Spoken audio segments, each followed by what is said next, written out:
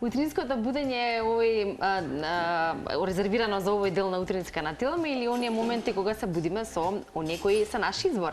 А наш избор денеска е Давид Неделковски, добро познат на нашите гледачи како член на Slow Food или Давид со козите, кози млеко планина и во моментот како, ако не на друг начин, се разбира со козичка. Давид, добро утро. Давид, добро утро. Добро утро. Морам да ви признам, многу рано станувате, дури козите спијат. Значи, ние и пред козите стануваме. Па добро, овој период од годината тоа е така, бидејќи е многу студено, се извинувам да не заборавам. Честит благовест на сите православни христијани, особено тие кои постат, денеска ќе јадеме риба. Честит нека да.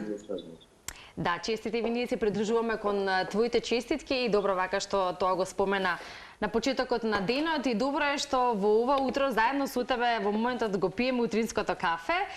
Ти го пиеш во една прекрасна природа, значи токму таму каде што се наоѓаш, а тоа е во Раштак.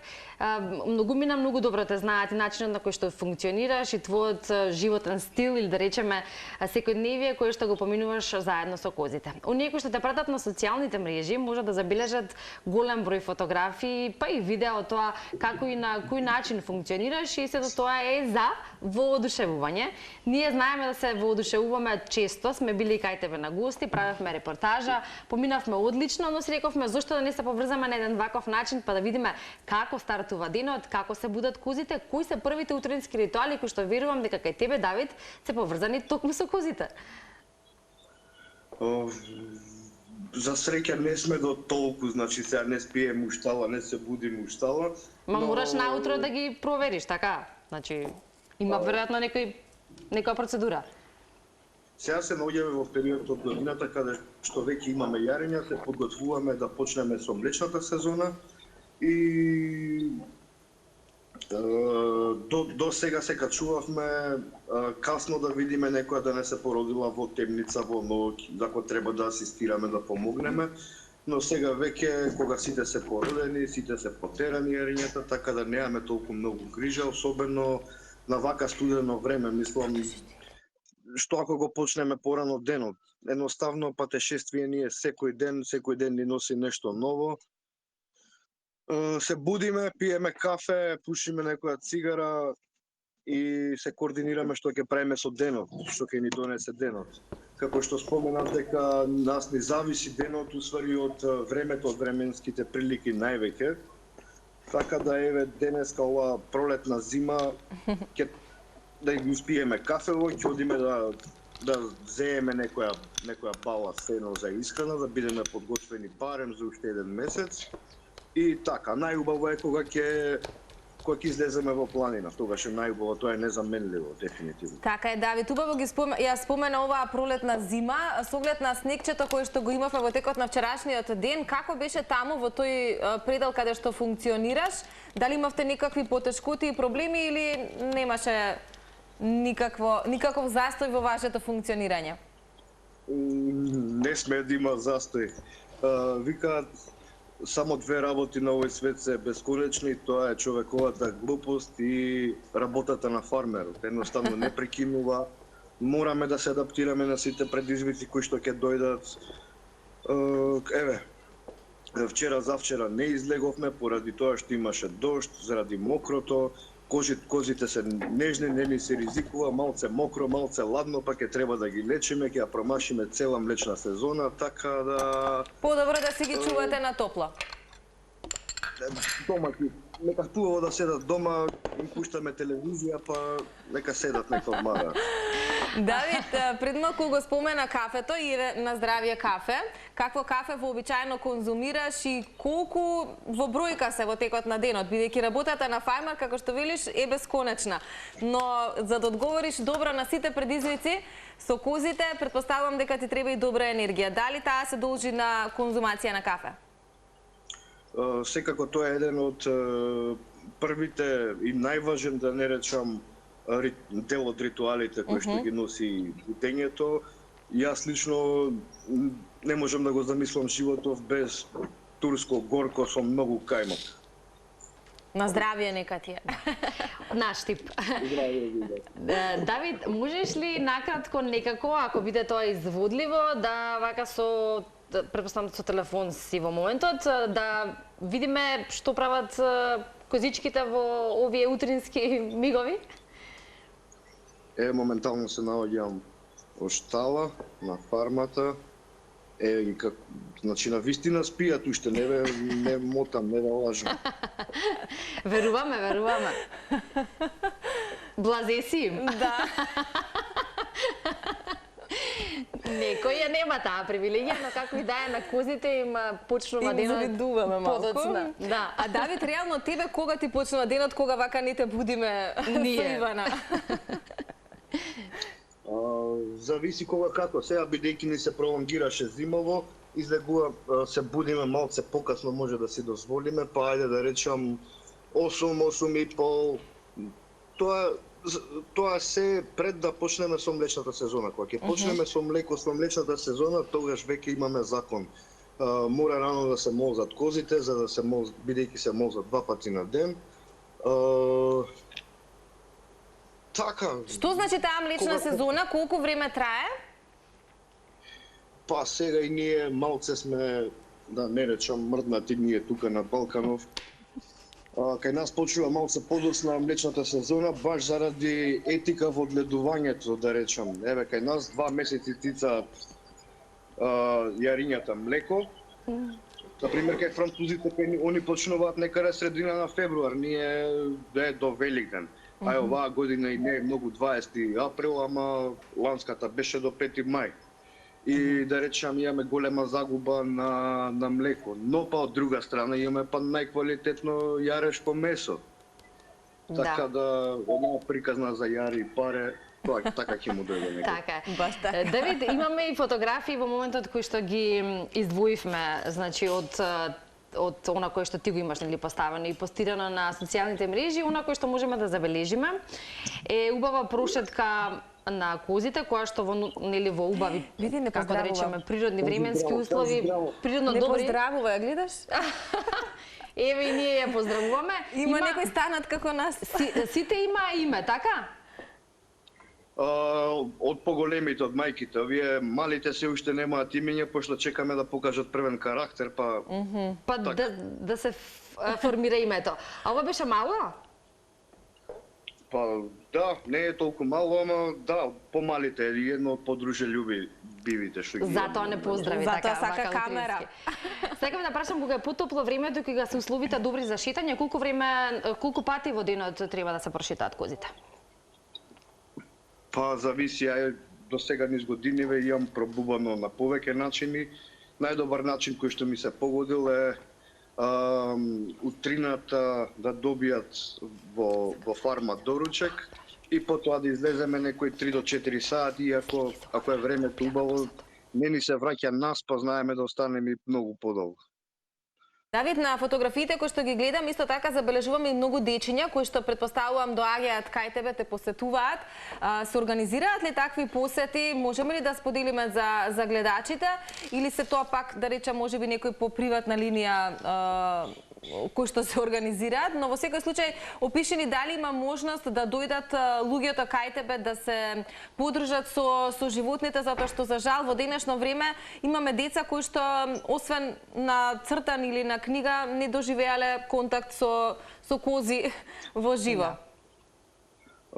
Се уште ние во некоја експериментална фаза, иако до сега сме имале искуства и обиди, го поздравувам тоа пред све просветните работници кои што размислуваат во таа насока. Конкретно околу програма и дали функционираме, не, бидејќи зависиме од временските услови, повторно ќе се навратам на нив. Мислам, еве сега надвор има снег, уште 2-3 дена, недела дена ќе има кал, па после тоа природниот циклус на самава планина почнуваат да се јавуваат волви, крлежи, значи има многу предизвици и стварно треба да се погоди моментот.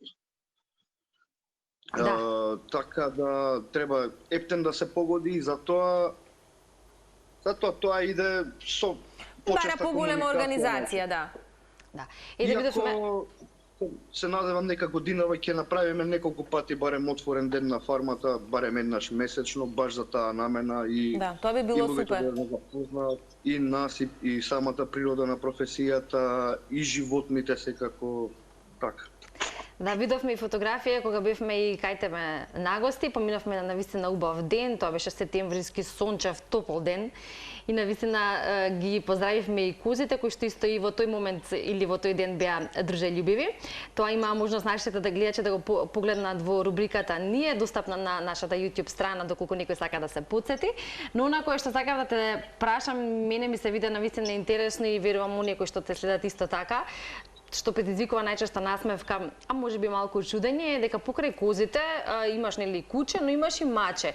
И мачето е некако цело време заедно со козите, некаде. на козите, до козите, цело време заедно со нив. Значи таа е нека дружба или другарство кое што и на тебе ти го разубавува денот меѓу другото.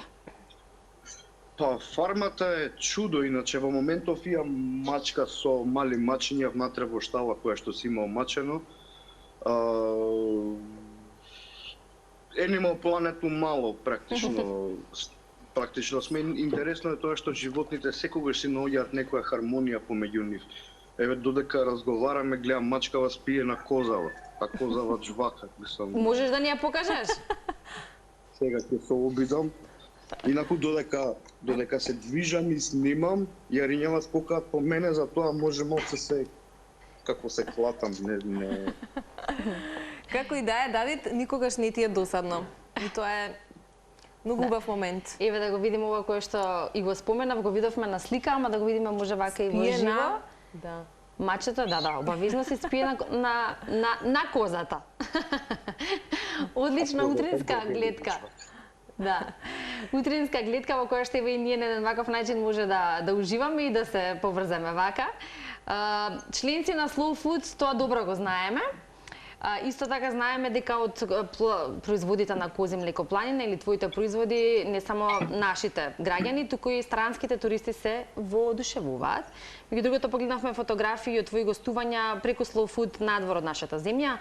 Па има ли нешто што можеме да најавиме тековно за престојниот период, некакви други представувања и гостувања кога ќе биде завршено, нели, како велиш, новото производство и така натака, нешто во догледно време?